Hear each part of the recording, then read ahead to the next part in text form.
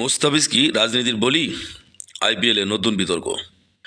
মুস্তাফিজুর রহমানকে ঘিরে আইপিএলে যে বিতর্ক তৈরি হয়েছে তা শুধু একজন ক্রিকেটারের নয়, পুরো আন্তর্জাতিক ক্রিকেটকেই প্রশ্নের মুখে ফেলেছে। আজ বলা হচ্ছে নিরাপত্তা ও রাজনৈতিক কারণে একজন বাংলাদেশি ক্রিকেটারকে ফ্র্যাঞ্চাইজি থেকে বাদ দেওয়া উচিত। কিন্তু প্রশ্ন হলো, যদি বলা হয় একজন ক্রিকেটার বিতর্কিত মানুষের সঙ্গে এক টেবিলে খেতে পারবে না, তাহলে বাংলাদেশ জাতীয় দল বিশ্বকাপে খেলবে কীভাবে?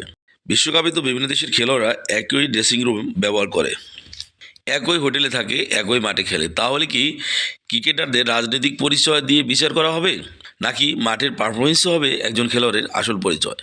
মুস্তাফিজ একজন পেশাদার ক্রিকেটার, তিনি রাজনৈতিক দল নন, কোনো সিদ্ধান্ত গ্রহণকারী নন।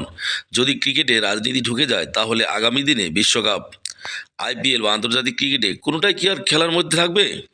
আপনার মতে ক্রিকেটে কি রাজনীতির জায়গা আছে, নাকি খেলাটা থেকে থাকতে দেওয়া উচিত? কমেন্টে আপনার মতামত জানান। আল্লাহ হাফেজ, ভালো থাকবেন, সুস্থ থাকবেন।